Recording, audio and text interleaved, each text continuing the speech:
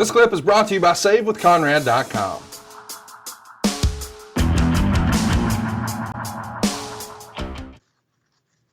Let's talk about what really got over the main event here. It's a rematch from WrestleMania 25. Most people consider WrestleMania 25's Shawn Michaels Undertaker match to be not only the match of the year, but perhaps one of the best matches in WrestleMania history, if not the best match in WrestleMania history.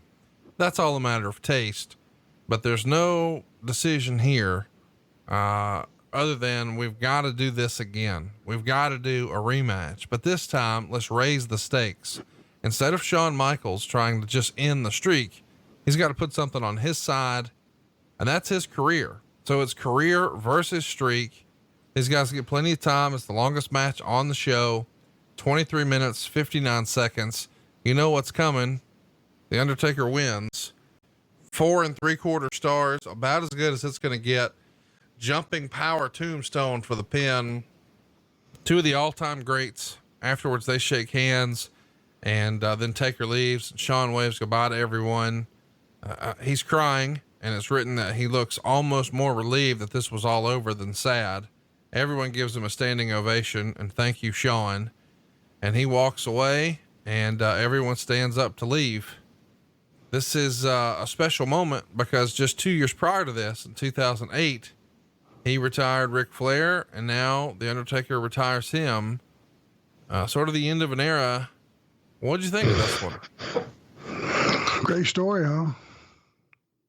Without question. I mean, just like you recapped it 2 years earlier, he retired Flair. They have the greatest match, recognized by some as the greatest match of all time. And then come right behind it with Shawn being retired. That's a hell of a three-year story, I would think. Absolutely. Shawn knew when it was time, I'm sure him and Taker both left it all in the ring that night, on both sides. And, as it is, Shawn has not came back from retirement to this day. No, he has. He popped up at, he wrestled for the Saudis last year.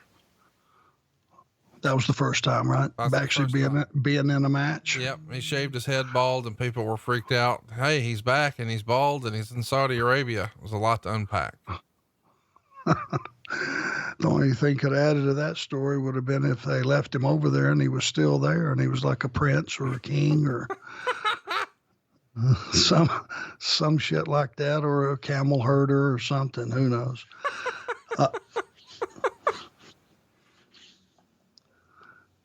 Knowing Shawn could have been anything, whatever floated his boat at the time. So, when you have a match like that, it just is mentally exhausting as a fan. And you really feel like not only did you get your money's worth, you saw something that will, endure the test of time, and it has.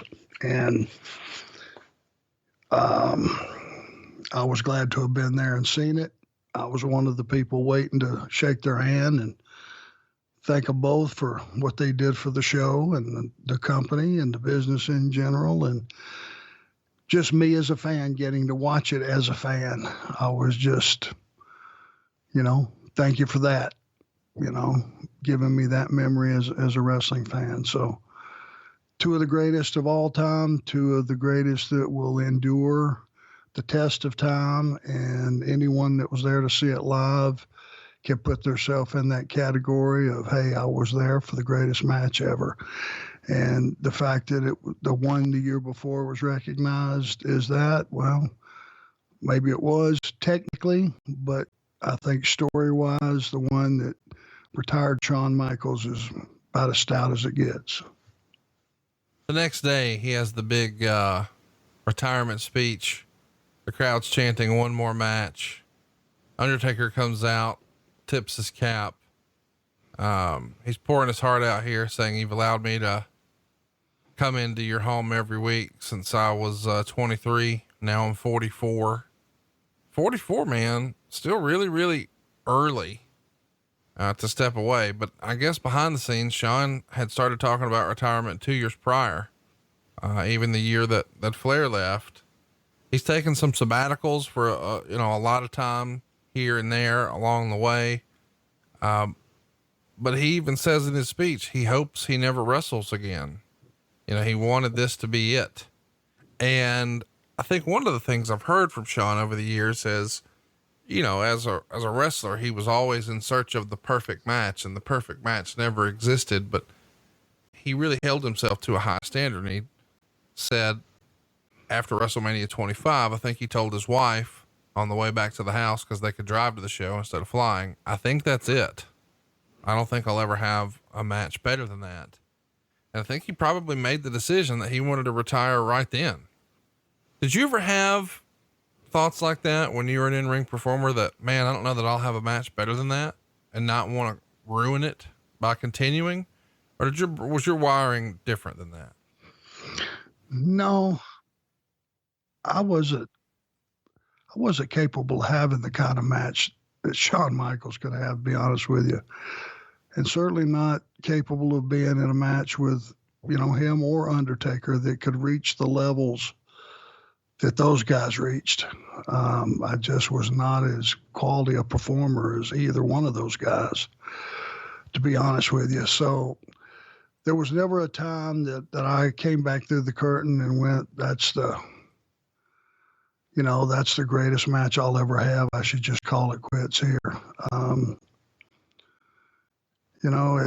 It's when I think Shawn probably felt that if the truth's known, not only was that first match with Undertaker so good, I think you feel your body and you feel what you're capable of. Let's just say if I had a 10-minute match facing me the next night on Raw after putting myself out there like those guys did at Mania, you would go, holy God, can I get through that 10-minute match tomorrow? I left it all out there.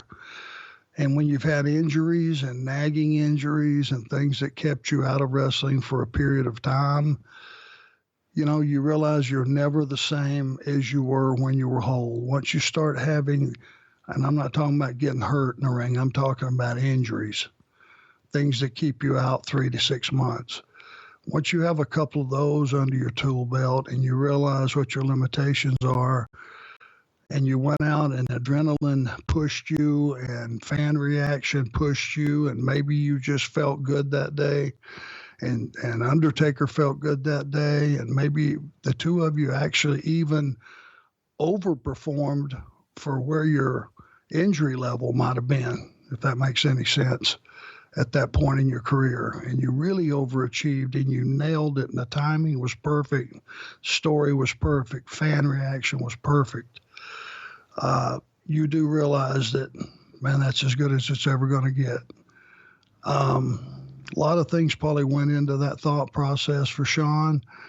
I never had those defining moments. I knew when it was over that I'd had my last match, how that felt. And I know, just like getting through Luger, when that last injury happened and that left hand shut down for me, and I still had to wrestle Lex Luger at Halloween Havoc. How was I going to get through that match? And I didn't know the severity of the injury, but I knew I couldn't grip anything with my hand, and things are going through your mind and going through your head. And it's like, man, I can't go out here and just do whatever I want because I can't grab with my left hand. And I went through that type mental torture, but nothing like Shawn did.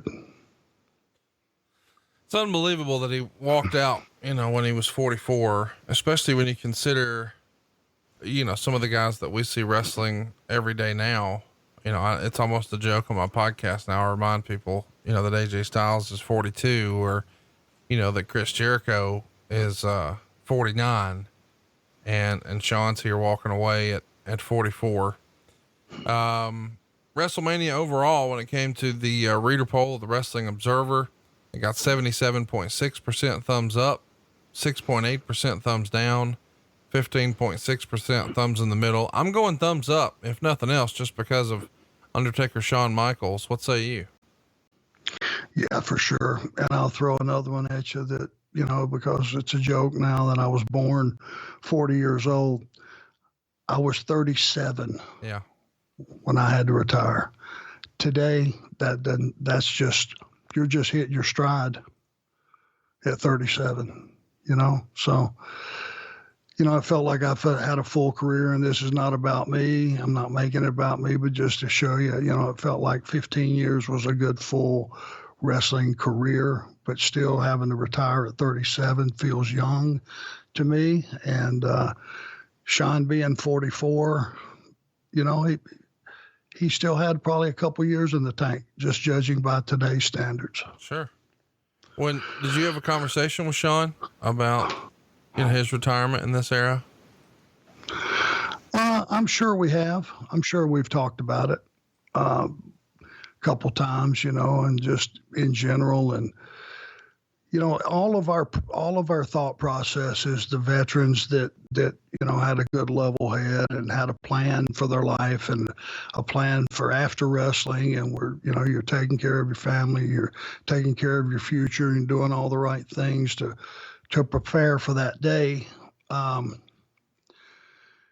You kind of had, an age maybe set out there. Hey, I'd like to be done by this age so I could still watch high school football. Hypothetically, you had done the math to where your kids are going to be in high school playing ball and sports, and you want to see that, and you want to be there for all that. But very few people actually get to plan their careers and plan their exit strategies and have it actually work out the way they had originally thought. And we had, conversations mostly about how you feel and, you're glad you made the decision and all that stuff. And, pretty much Shawn was. I think he made the right decision at the right time. Hey, it's Conrad Thompson. Thanks for checking out the podcast here on YouTube. Be sure to hit the subscribe button and the notifications bell so you get a notice anytime we upload some new content. And go save yourself some money right now. If you're in a 30-year loan or you have credit card debt, it's not a matter of if I can save you money. It's a matter of how much. Find out right now for free at SaveWithConrad.com.